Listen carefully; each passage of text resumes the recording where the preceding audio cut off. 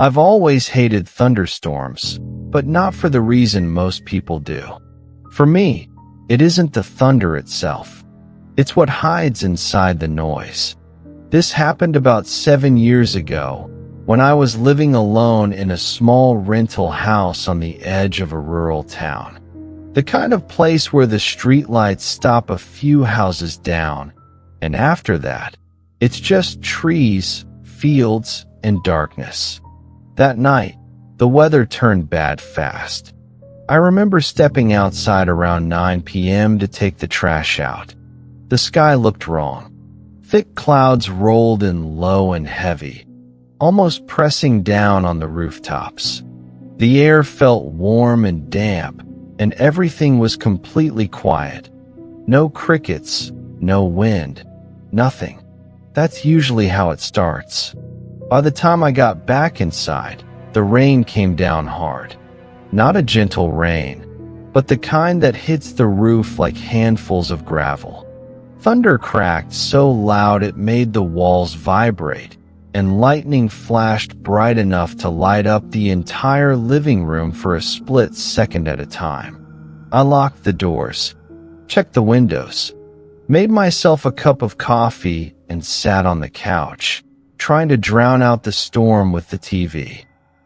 That's when I heard the knock. 3 slow knocks. Knock, knock, knock.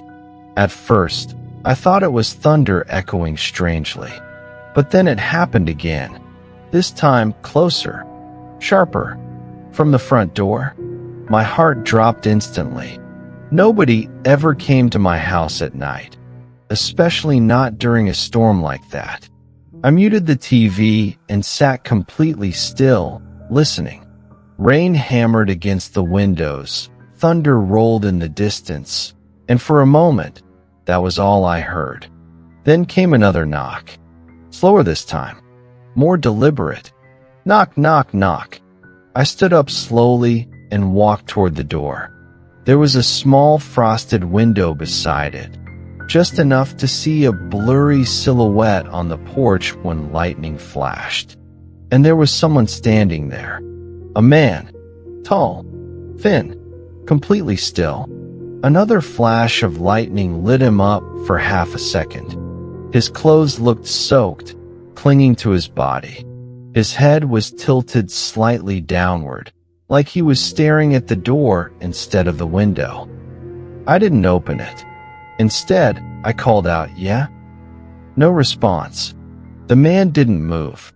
I waited a few seconds, then asked again, louder this time, "Can I help you?" That's when he lifted his head. Another flash of lightning revealed his face, pale, wet, and expressionless. His eyes were open wide, staring straight at the door, not at the window, at me. Then he spoke. "Please," he said softly, almost drowned out by the rain. "Let me in. My car broke down." Something about his voice felt wrong. It wasn't panicked. It wasn't shaky. It was calm. Too calm for someone stranded in the middle of a storm. I glanced past him, trying to see a car on the road. There was nothing. Just darkness and sheets of rain. "I can call someone for you," I said. "You can wait under the porch." For a moment, he didn't respond. Then he smiled. Not a friendly smile. Not relieved. Just a slow stretch of his lips, like he was practicing the expression. "No," he said. "I need to come inside." My stomach tightened. "I'm sorry," I said. "I can't do that." The man's smile faded instantly. His face went completely blank again. Another crack of thunder shook the house, and the lights flickered. When they came back on, he had stepped closer to the door. Too close. I could see his breath fogging the glass now. He raised his hand and knocked again. Harder. Bang. Bang. Bang. "Open the door," he said. His voice was different now. Lower, sharper, like he wasn't asking anymore. I backed away slowly, my heart pounding so loud I could hear it in my ears. I grabbed my phone and locked myself in the bathroom, calling 911 with shaking hands. As the phone rang, I heard him outside, not knocking anymore, walking, slow footsteps moving across the porch. Then silence. The operator answered, and I whispered everything, barely breathing. She told me officers were on the way and instructed me to stay hidden. Minutes passed. Then I heard something that made my blood turn cold. A knock. Not on the front door. On the bathroom window. It was impossible. The bathroom was on the side of the house, and the window was small and high up. Yet there it was. Tap, tap, tap. I looked up slowly. Lightning flashed, and for a split second, I saw his face pressed against the glass. His eyes were wide. His mouth stretched into that same unnatural smile. "Why won't you let me in?" he whispered. I screamed. The knocking turned into pounding, the glass rattling violently. I crouched on the floor, covering my ears, crying as thunder roared overhead. Then it stopped. Complete silence. A few minutes later, red and blue lights flashed through the window. The police searched the area, but they didn't find anyone. No footprints. No car. No sign that anyone had ever been there. Before leaving, one officer paused and asked me a strange question. "Did he try to get you to invite him inside?" I nodded. The officer exchanged a look with his partner and said quietly, "You did the right thing." I moved out of that house 2 weeks later. But sometimes, when a thunderstorm rolls in late at night, I still hear knocking, and I still wonder what would have happened if I'd opened the door. This happened when I was working the night shift at a gas station just off a highway exit. If you've ever worked overnight like that, you know how strange time feels between midnight and sunrise. Everything slows down. The world feels empty, like you're the last person awake.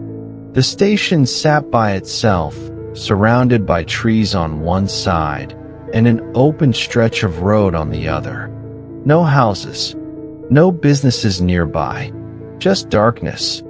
That night, a thunderstorm rolled in just before 1 a.m. Rain came down hard, rattling against the windows. The sky lit up every few seconds with flashes of lightning, followed by deep, shaking thunder that made the shelves vibrate. Business completely stopped. No cars, no headlights on the road, just me and the storm. I was wiping down the counter when lightning flashed, and for a split second, I saw something standing at the edge of the parking lot. At first, I thought it was a shadow. Then lightning flashed again. It was a person. Tall. Too tall. They were standing near the tree line, completely still, facing the station. Rain poured down around them, but they didn't move. No umbrella. No attempt to take shelter.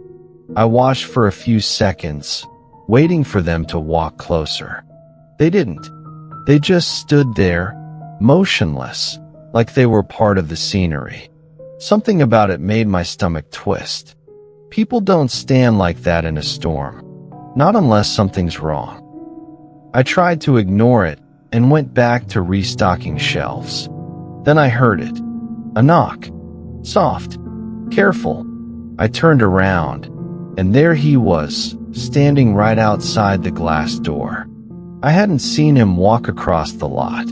Rain streamed down the glass between us, distorting his face, but I could see his eyes clearly.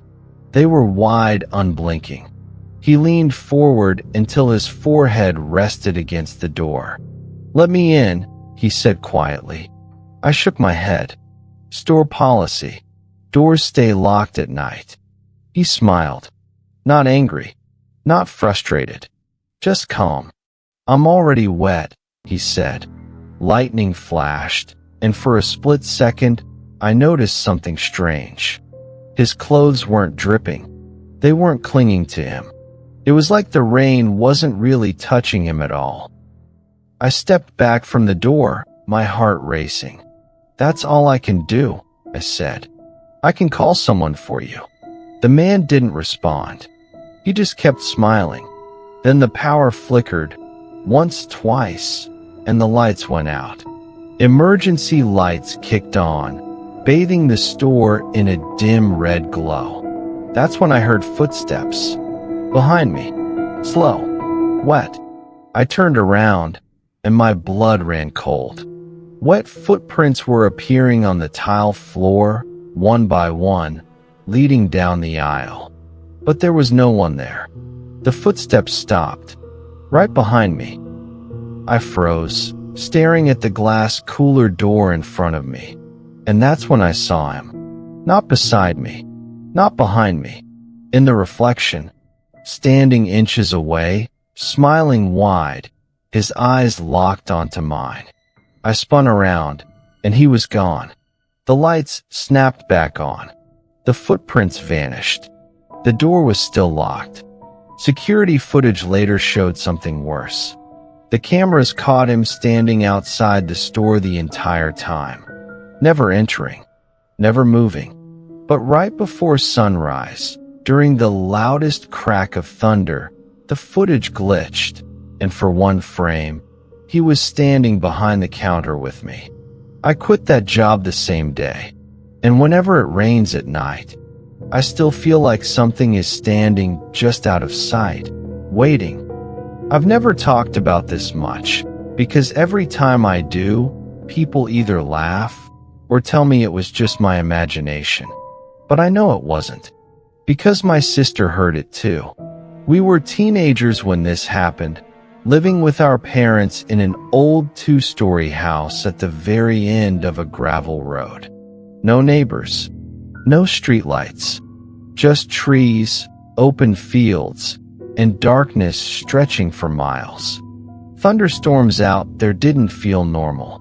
They rolled in slow, stayed for hours, and shook the house hard enough to make the windows rattle in their frames. The storm hit just after midnight. Thunder exploded overhead, loud enough to jolt me awake. Rain followed immediately, pounding against the roof like fists. Then I heard it. My name. Soft. Calm. I sat up in bed, my heart racing. The voice came again, carried perfectly between the thunderclaps. "Come downstairs." It sounded exactly like my mom. I opened my bedroom door and stepped into the hallway. At the same moment, my sister's door creaked open across from mine. She whispered, "Did you hear that?" Before I could answer, lightning flashed through the upstairs window, and the voice came again, louder now, drifting up from the dark staircase below. "I need you. Hurry." The house felt wrong. Not quiet. Empty. Like something was waiting. We moved slowly down the stairs. The power flickered with every thunderclap, plunging the house into darkness, then snapping it back to life. Halfway down, my sister grabbed my arm. "That's not Mom," she whispered. Lightning flashed, and for a split second, I saw something standing in the living room. Tall. Too tall. Its shape shifted with each flash, like it couldn't decide what it was supposed to be. Its arms stretched too long. Its head tilted at an impossible angle. Then it spoke again, using my sister's voice. "Please. I'm scared." We ran. Thunder roared as we bolted into our parents' bedroom, screaming and shaking them awake. My dad flipped on every light in the house. The voice stopped instantly. The storm didn't. Our parents searched the house. Every door was locked. Every window sealed. There was no one there. But for the rest of the night, every time thunder cracked, the voice returned, faint, distant, drifting farther away. calling our names, begging, promising it just wanted to be heard. By morning, the storm was gone. So was the voice. Years later, my sister and I still have an unspoken rule. When thunder rolls in at night, we don't answer voices, no matter who they sound like.